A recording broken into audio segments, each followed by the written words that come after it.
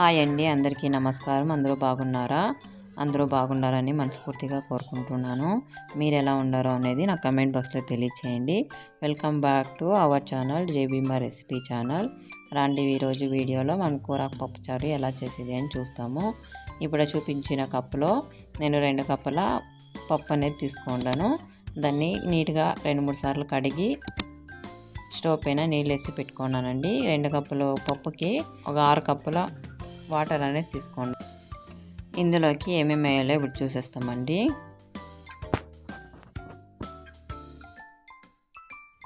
కడిగి పెట్టుకోవాలి కూరాకు ఒక 3-4 సార్లు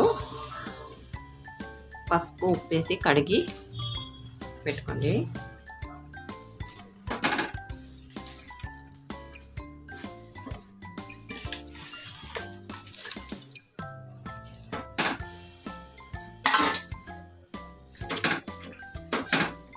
నీళ్ళు కొంచెమే వేసుకోండి, చాలు. చాలా నీళ్ళు వేసుకున్నదండి.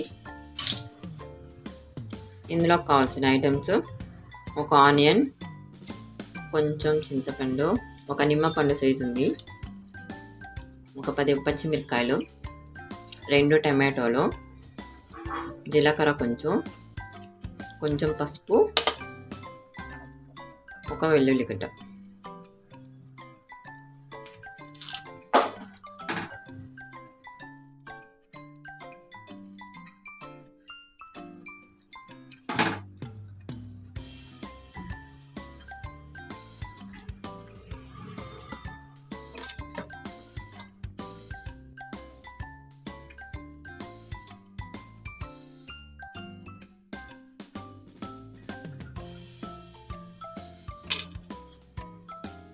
కొంచెం చింతపండు,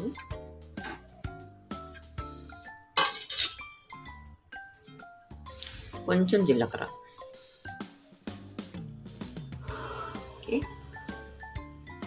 కొంచెం పసుపు,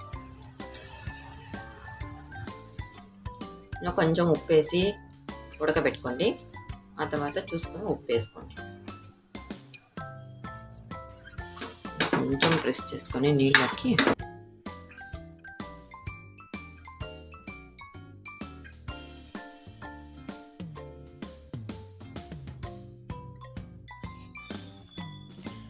అంతా వేసుకున్న తర్వాత కుక్కర్ మూత పెట్టుకొని ఒక 3 విజిల్ అనేది పెట్టుకుంటాం. దీన్ని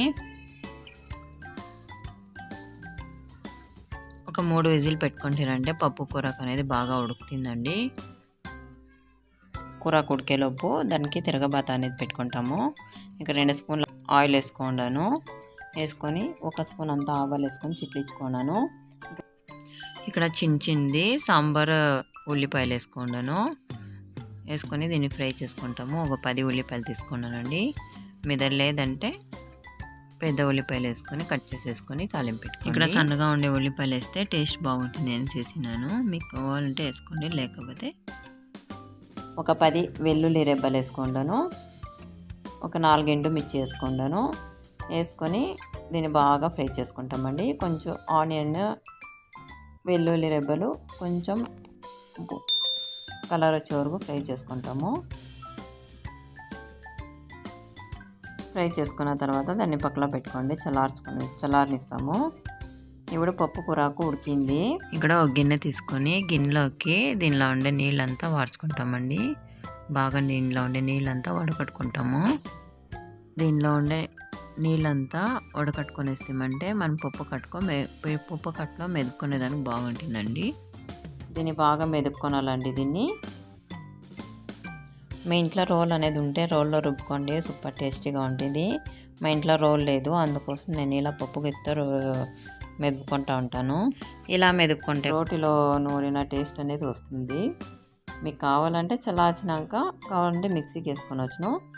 మీకు ఇలా వేసి చేసుకుంటే మీకు రోటిలో బియ్యంత టేస్ట్ అనేది వస్తుంది. కూర కొడుకు పెట్టుకోండి, నీళ్ళు అనేది వేసుకొని కొంచెం దీన్ని మెదుపుకోండి.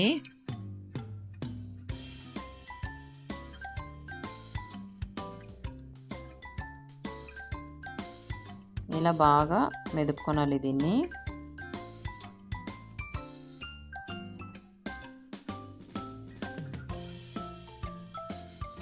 చూడండి ఇలా మెదుపుకోనాలండి.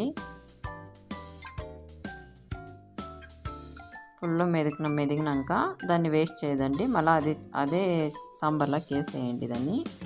అది కూడా కూరకే కదండి, అదేం వేస్ట్ కాదు. ఉడకపెట్టుకున్న కూరాకు నీళ్ళతోనే కలుపుకోండి, కావాలంటే ఎక్స్ట్రా వాటర్ అనేది యాడ్ చేసుకోండి. చూడండి ఇలా ఉంటుంది, టేస్ట్ అయితే సూపర్గా ఉంటుందండి. చూడండి ఇలా ఉంటుంది. మీకు ఇంకా గట్టి కావాలంటే గట్టిగానే పెట్టుకోవచ్చును.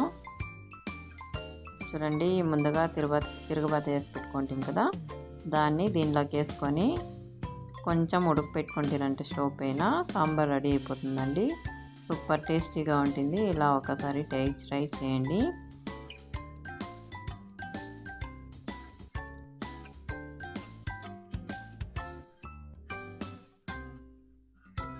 అమ్మ వాళ్ళ ఇంట్లో రోటీలో వచ్చేసి బాగా రూఢి అయిపోయిందండి. రోటీతో చేసి టేస్ట్ బాగుంటుంది, అందుకని నేను ఇలాగే చేస్తాను. మీకు అలా కూడా ఒకసారి ఎప్పుడైనా చూపిస్తానండి. అలాగే కుక్కర్లోనే మెదుపుకునేది కూడా చూపిస్తాను. చూడండి స్టవ్ అంటించుకొని ఇది కొంచెం ఉడుకు పెట్టుకుంటామంటే చాలు. చూడండి ఇలా గట్టిగా ఉంది. రైస్లోకి ముద్దలోకైనా సూపర్గా ఉంటుందండి. ఇలా పప్పు కూరకు చారు చేసుకొని దీనికి ముద్ద చేసుకొని తింటే సూపర్గా ఉంటుంది. అప్పుడే ఉప్పు వేసుకుంటాం కదా, సాలకపోతే చూసుకొని వేసుకోండి కొంచెం. ఇది కొంచెం ఉడుకు పెట్టుకోవాలి ఇప్పుడు.